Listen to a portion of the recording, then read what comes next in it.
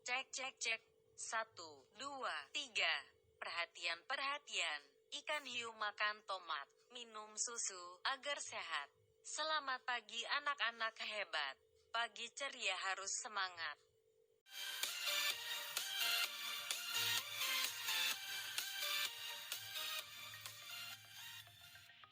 Assalamualaikum warahmatullahi wabarakatuh. Hai, selamat pagi semuanya. Bagaimana kabar kalian hari ini? Ibu harap kalian selalu dalam keadaan yang baik-baik saja. Pada kesempatan kali ini, kita akan belajar tentang berita. Wah, pasti kalian sudah tidak asing bukan dengan berita? Berita seringkali dapat kita jumpai melalui televisi, koran, radio, hingga ponsel yang selalu kalian genggam. Ibu berharap kalian tidak hanya suka membaca status di Facebook dan Instagram, tetapi mulailah untuk mencoba membaca, mendengarkan, dan melihat tayangan berita sesering mungkin.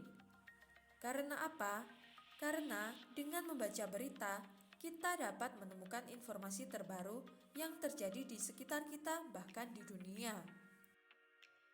Adapun kompetensi dasar yang akan kita pelajari pada kali ini adalah 3.1 mengidentifikasi unsur-unsur teks berita yang didengar dan dibaca, dan 4.1 menyimpulkan isi berita yang dibaca dan didengar.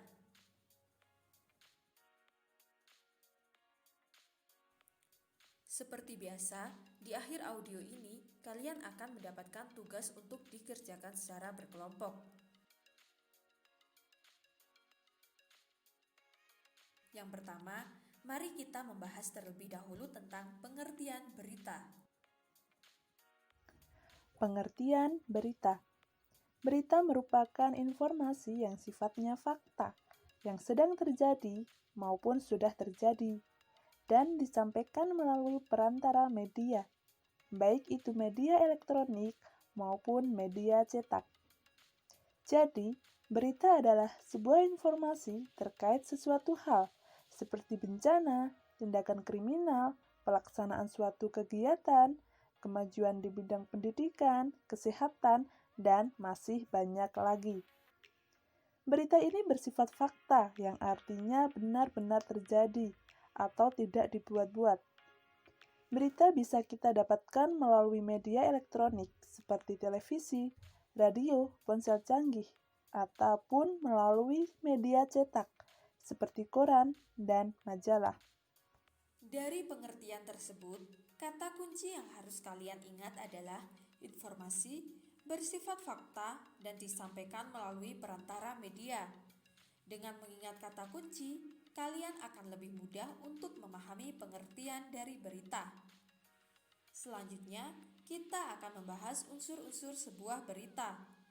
Berita memiliki unsur-unsur penting yang harus terkandung di dalamnya. Unsur-unsur itu adalah 5W plus 1H. Berikut adalah penjelasannya. Unsur-unsur berita. 1. Apa? Unsur ini menjelaskan tentang apa berita tersebut. Unsur ini berkaitan dengan apa yang dibahas dalam berita dan merupakan unsur pembentuk paling penting. 2. Siapa? Unsur selanjutnya adalah siapa. Unsur ini berkaitan dengan orang atau subjek yang terkait dengan informasi atau berita yang ditulis. Unsur ini termasuk siapa yang terlibat dalam peristiwa. Siapa saja yang ikut harus disebutkan dengan jelas agar tidak terjadi kesalahan dalam penulisan. 3. Kapan? Unsur ini menjelaskan tentang waktu kejadian atau peristiwa yang disebutkan dalam berita. Waktu terjadinya kejadian atau peristiwa ini juga harus disebutkan dengan jelas agar mudah diterima dan dipahami masyarakat. Selain itu, apabila waktu kejadian tidak disebutkan dengan jelas, juga bisa menimbulkan keresahan pada orang yang membaca. 4. Di mana? Unsur ini menjelaskan tentang lokasi atau tempat di mana kejadian atau peristiwa terjadi. Kejelasan informasi tentang di mana kejadian terjadi akan membuat berita mudah dipahami, serta tidak menimbulkan keresahan pada orang yang membacanya. 5. Mengapa? Unsur mengapa dalam berita merupakan bagian yang harus menjelaskan mengapa atau latar belakang kejadian tersebut. Pada bagian ini juga menjelaskan tentang alasan dari terjadinya peristiwa tersebut. 6. Bagaimana? Bagian ini menjelaskan bagaimana kronologis kejadian tersebut secara rinci. Dengan begitu, masyarakat akan mengetahui rangkaian atau kronologi suatu kejadian dengan lebih rinci. Agar kalian semakin paham dengan unsur-unsur berita, silakan untuk mendengarkan berita yang akan diputarkan setelah ini untuk kemudian kita analisis bersama.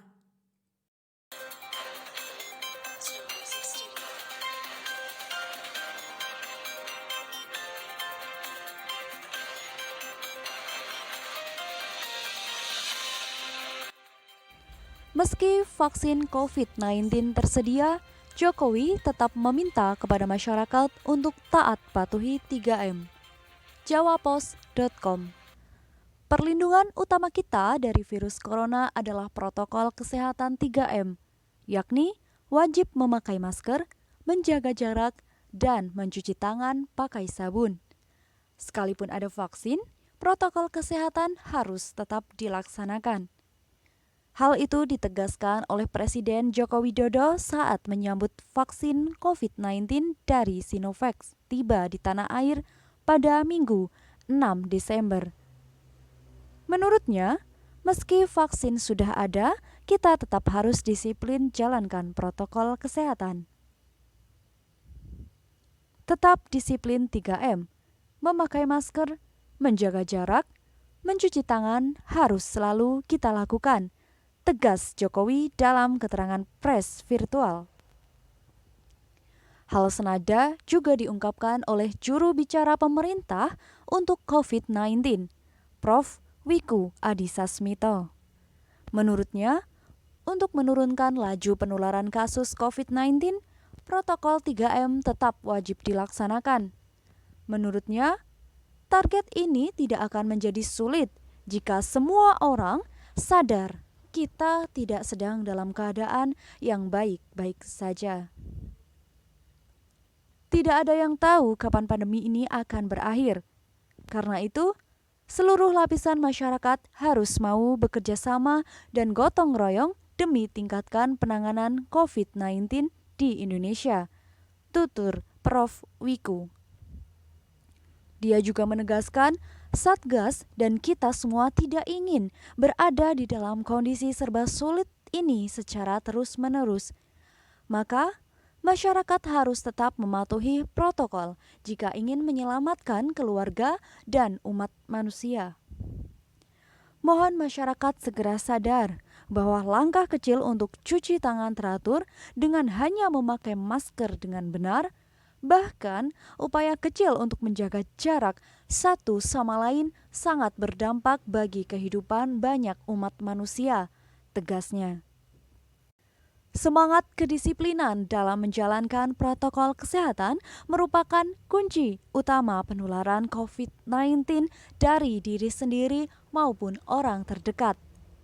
Saya berharap masyarakat yang telah patuh dapat menjadi agen perubahan bagi orang di sekitarnya yang belum bergerak patuh terhadap protokol kesehatan.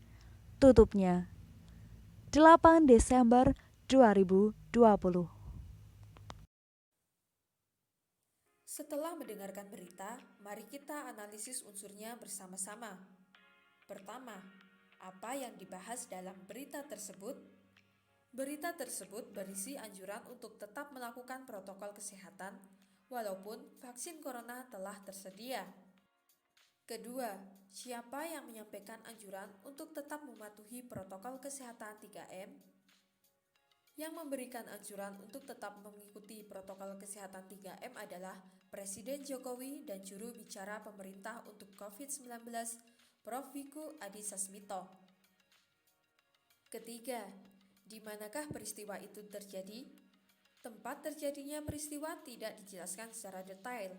Namun, Peristiwa tersebut dapat kita ketahui terjadi di Indonesia. Keempat, kapan peristiwa tersebut terjadi?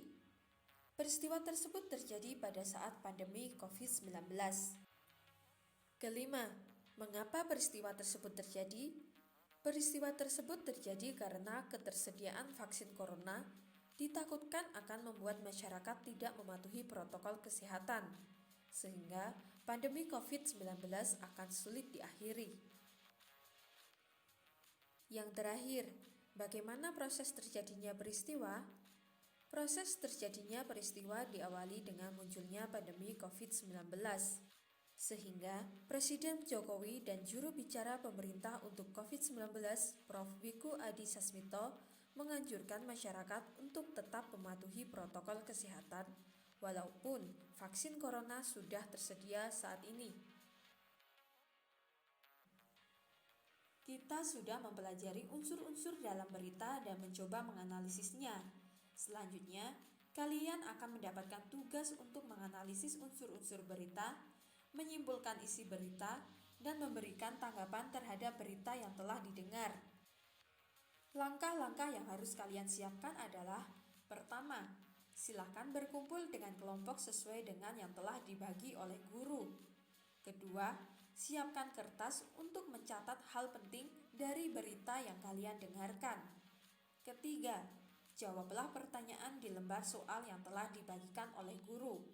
Dan keempat, dengarkan berita berikut ini dengan seksama.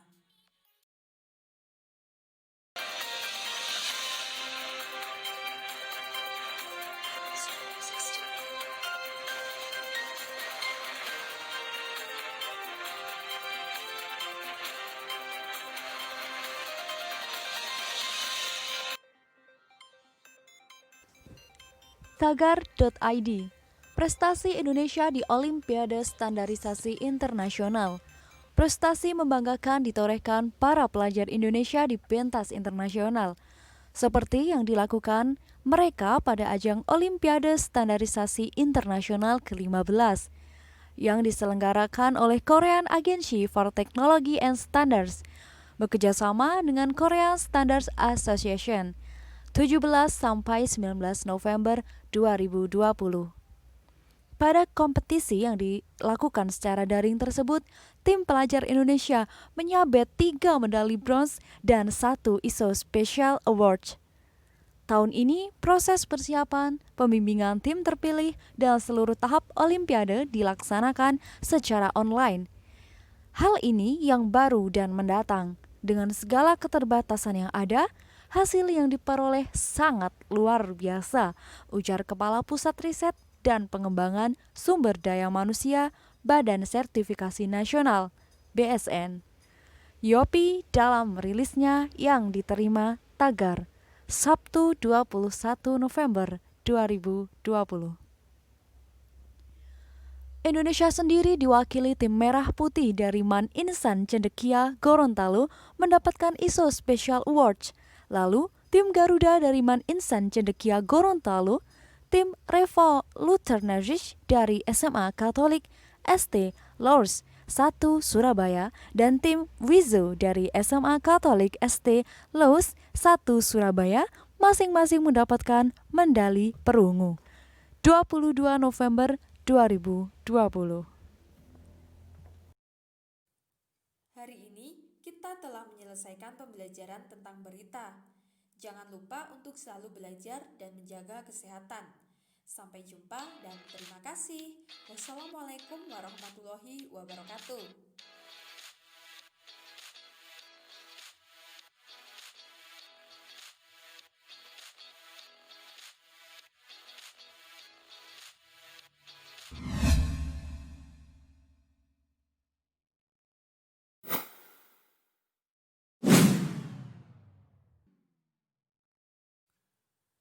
Assalamualaikum warahmatullahi wabarakatuh. Apa kabar teman-teman semuanya? Semoga semuanya dalam keadaan yang sehat dan tentunya dengan hati yang semangat dan gembira ya. Karena hari ini kita akan melanjutkan belajar mengenai teks berita pada pertemuan sebelumnya. Adapun kompetensi dasar pada pembelajaran hari ini adalah sebagai berikut. 3.2. Menelaah struktur dan kebahasaan teks berita yang didengar dan dibaca. Dan 4.2. Menyajikan data, informasi dalam bentuk berita secara lisan dan tulis dengan memperhatikan struktur, kebahasaan, dan aspek lisan. Dari pertemuan sebelumnya, sudah kita ketahui bersama bahwa berita merupakan informasi yang sifatnya fakta yang sedang terjadi maupun sudah terjadi dan disampaikan melalui perantara media, baik itu media elektronik maupun media cetak. Selanjutnya, kita akan belajar mengenai struktur yang ada dalam sebuah teks berita. Struktur teks berita. Ada beberapa struktur yang membangun teks berita. Struktur teks tersebut merupakan struktur yang membangun teks sehingga menjadi satu kesatuan teks yang utuh. Struktur teks berita terdiri dari orientasi, peristiwa, dan sumber berita. 1. Orientasi.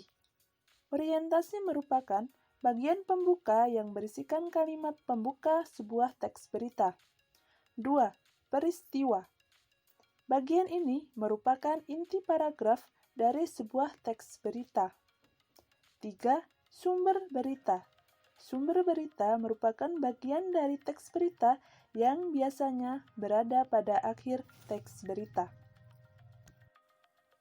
Nah, setelah kita mempelajari tentang struktur teks berita, maka sekarang kita akan membahas kaidah kebahasaan dari teks berita.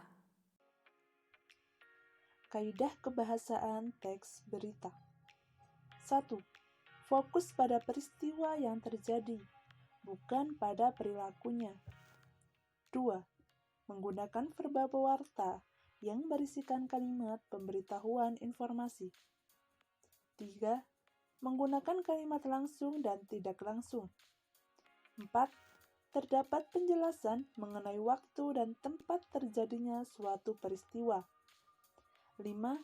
Biasanya menggunakan verba perilaku, yaitu kata kerja yang menunjukkan perilaku. 6. Penggunaan bahasa yang bersifat standar atau baku. Penggunaan bahasa yang baku akan memudahkan pemahaman banyak orang, karena bahasa baku sifatnya universal dan sebagian besar kalangan masyarakat mudah untuk memahaminya. 7. Penggunaan kalimat langsung.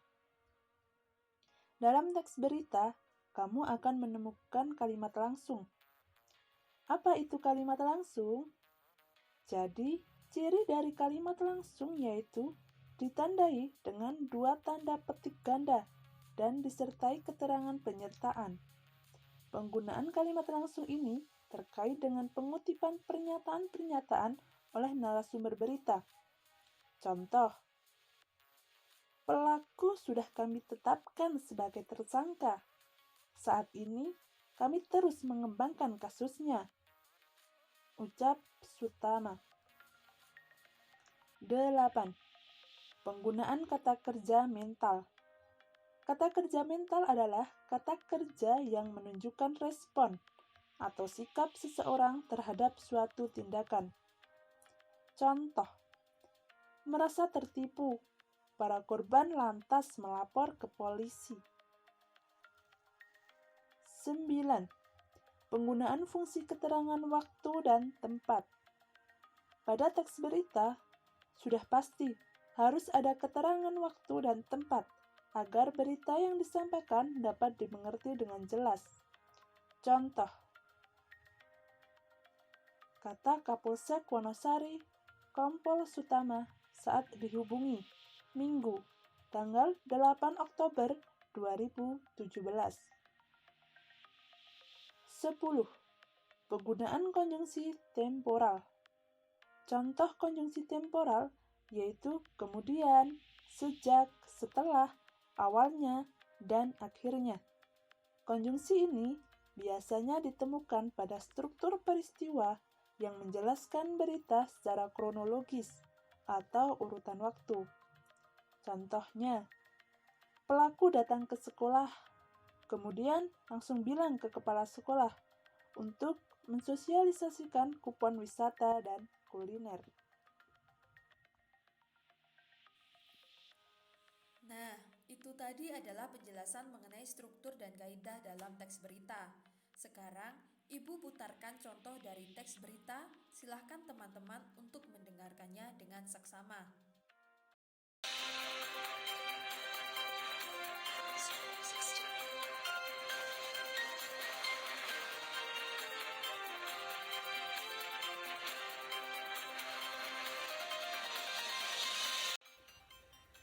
Persipura naik ke papan tengah. Tim kebanggaan warga Kota Jayapura dan Papua. Persipura Jaya Papua naik ke papan tengah klasemen sementara Liga 1 Indonesia 2018 setelah mengalahkan PSMS Medan dengan skor 3-1. Bermain di hadapan pendukungnya di Stasiun Mandala, Kota Jayapura, Sabtu 24 November sore waktu Indonesia Barat. Tim berjulukan Mutiara Hitam itu mampu membungkam perjuangan tim anak asuh Peter Butler itu. Gol-gol sekuat asuhan Oswalot Lesa ini dicetak oleh Boaz Solosa dan 2 gol lainnya dari kaki Hilton Moreira. Adapun gol pelipur lara dari tim tamu PSMS Medan didapatkan melalui titik putih yang dicetak oleh Sosoi Matsunaga. Hilton Moreira mencetak gol pertama Persipura pada menit ke-49 dari luar kotak penalti dengan melepaskan tendangan keras ke arah kiri gawang yang tidak bisa ditepis oleh kiper Abdul Rohim. Gol keduanya dicetak lewat umpan pendek Boaz Solosa yang tinggal berhadapan dengan kiper Abdul Rohim. Umpan itu langsung ditendang oleh Hilton yang berlari bebas tanpa terkawal pemain bertahan PSMS Medan. Sebelum ini dimainkan, Persipura Jayapura berada di posisi ke-12 dengan 41 poin. Namun, dengan raihan 3 poin, Boaz Solosa dan kawan-kawan berhasil menambah poin menjadi 44 dan berhak mendapati posisi ke-7 klasemen sementara. Namun, posisi ini belum aman karena 2 tim dari bawahnya yakni Persebaya Surabaya dan Madura United juga memiliki 44 poin dan baru 31 menjalani laga. Sementara Persipura telah 32 kali menjalani laga. Sehingga beberapa waktu ke depan bisa saja tim yang sudah 4 kali meraih juara liga itu akan melorot kembali ke posisi 12 bahkan 13. Mengingat ada 7 tim di bawahnya yang akan menyalip jika memenangkan laga pekan ke-32, PSMS Medan kian terpuruk di dasar klasemen dengan 34 poin dan masih menyisakan 3 laga sebelum Liga 1 2018 selesai. Pada pertandingan lainnya, Persib Bandung kembali gagal meraih kemenangan di laga kandang usiran Pulau Jawa.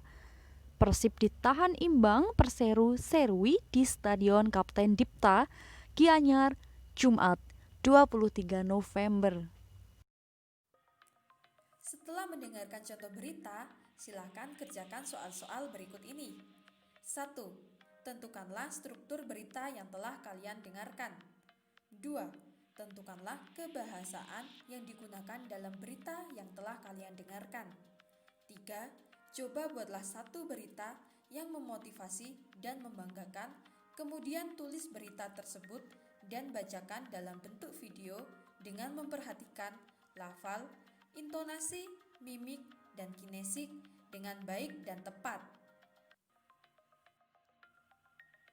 Akhirnya, kita sudah selesai mengupas tuntas pembelajaran pada KD 3.2 dan 4.2.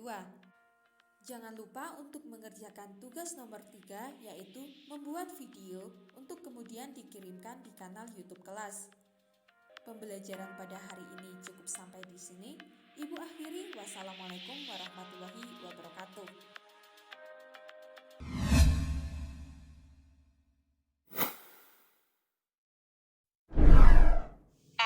Jangan kemana-mana, waktunya iklan.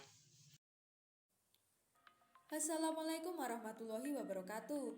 Bagaimana kabar teman-teman? Semoga selalu dalam keadaan yang baik-baik saja ya. Selamat berjumpa kembali dengan Ibu dalam pembelajaran Bahasa Indonesia. Semoga kalian selalu semangat dalam mengikuti setiap pembelajaran.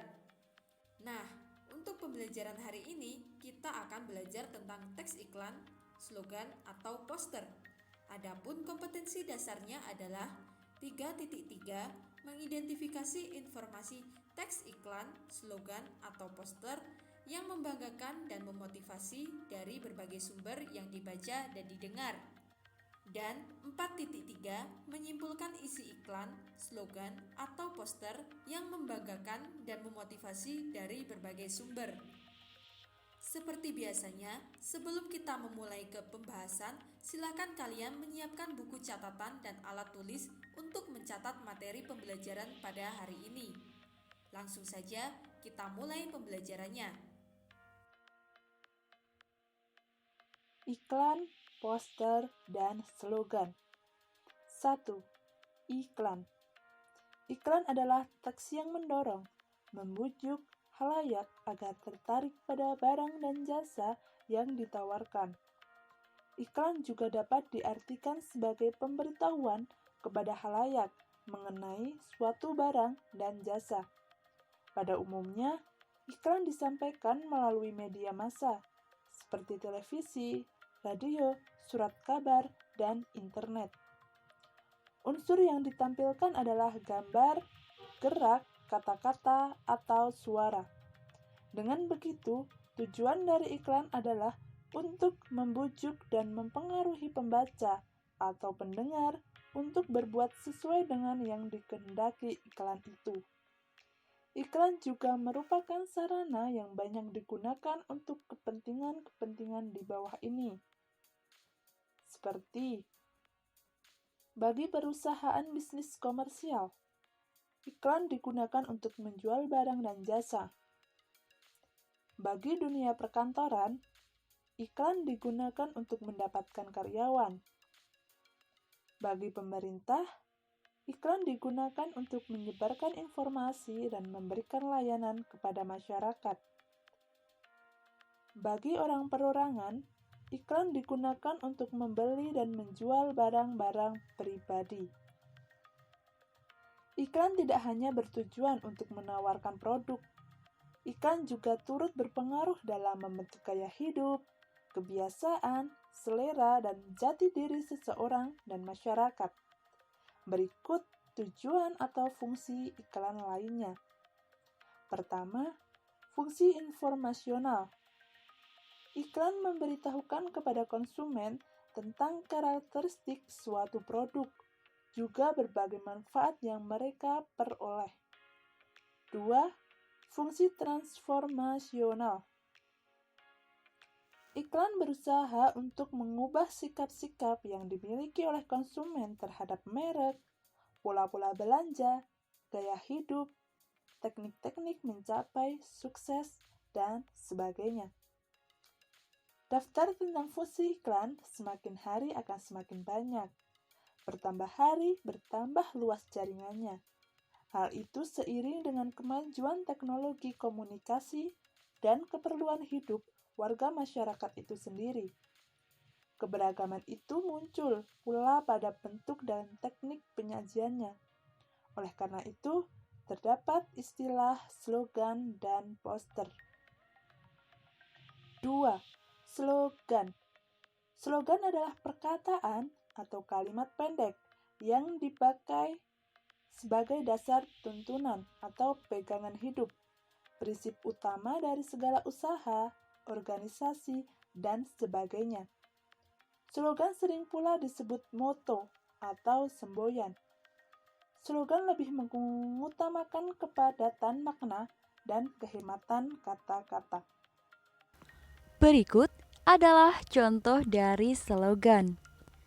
Berdiri sama tinggi, duduk sama rendah. Slogan tentang perlunya mengutamakan kesetaraan antar sesama. Bersatu kita teguh, bercerai kita runtuh. slogan tentang perlunya persatuan dan kesatuan. Tiada hari tanpa prestasi. Slogan tentang pentingnya mengukir prestasi setiap hari. 3. Poster. Poster adalah plakat atau kata-kata dan gambar yang dipajang di tempat-tempat umum.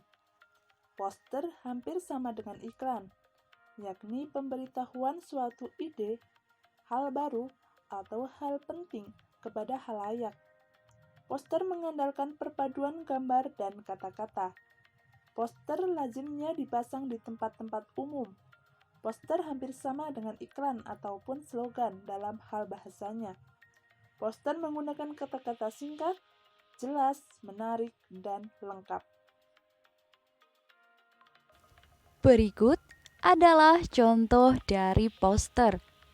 Yang pertama, poster bertuliskan orang terpelajar menggunakan waktunya untuk belajar.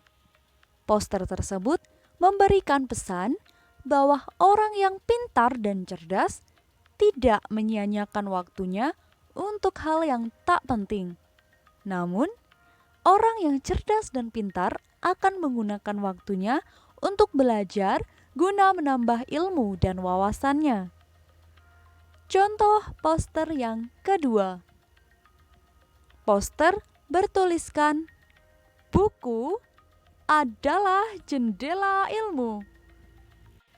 Poster tersebut memberikan pesan bahwa mengajak orang untuk membaca buku, karena dengan membaca buku, wawasan dan ilmu pengetahuan kita akan bertambah, sehingga kita bisa menjadi pintar. Nah, setelah kita mempelajari tentang pengertian iklan, slogan, dan poster, maka kita akan membahas tentang perbedaan antara iklan, slogan, dan poster. Perbedaan antara iklan, slogan, dan poster. Iklan merupakan teks persuasif yang memadukan unsur gambar dengan kata-kata, unsur gerak, dan suara. Slogan merupakan teks persuasif yang mengutamakan unsur kata-kata. Poster merupakan teks persuasif yang mengutamakan kekuatan gambar dan kata-kata. Dipajang di tempat-tempat umum. Setelah kalian mempelajari materi di atas, sekarang saatnya kalian ibu beri tugas untuk mencari masing-masing satu buah slogan dan satu buah poster yang bertemakan motivasi. Setelah itu, kalian analisis maknanya.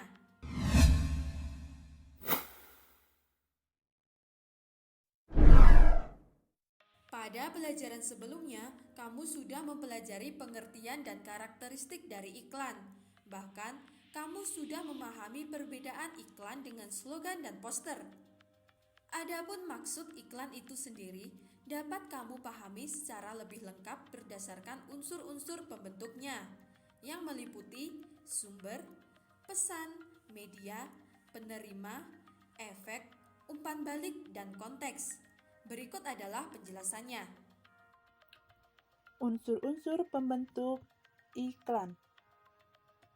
Pertama, sumber.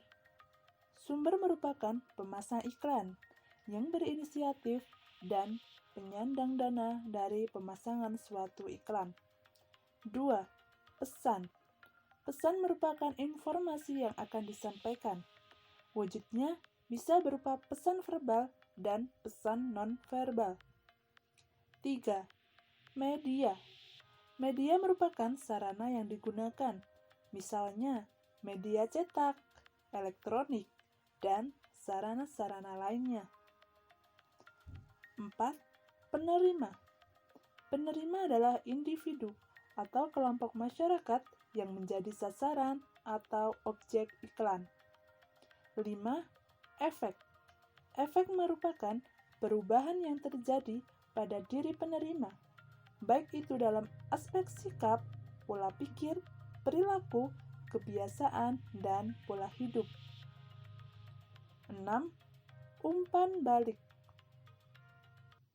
Umpan balik merupakan tanggapan, reaksi, atau respon yang dikehendaki dari penerima pesan. Misalnya, dengan membeli produk yang ditawarkan dan menolak pemakaian narkoba. Setelah kalian mendengarkan penjelasan tentang unsur-unsur teks iklan, sekarang Ibu tugaskan kalian untuk membentuk kelompok dengan anggota 2 orang. Kemudian, pilihlah sekurang-kurangnya 2 buah iklan dari media cetak. Setelah itu, jelaskanlah maksud dari iklan tersebut dengan memperhatikan keenam unsur pembentuk iklan. Pembelajaran materi iklan Ibu cukupkan sampai di sini dulu ya. Kita akan melanjutkannya pada pertemuan selanjutnya. Harus tetap semangat dan jangan lupa untuk selalu menjaga kesehatan. Sampai jumpa dan terima kasih. Ibu akhiri. Wassalamualaikum warahmatullahi wabarakatuh.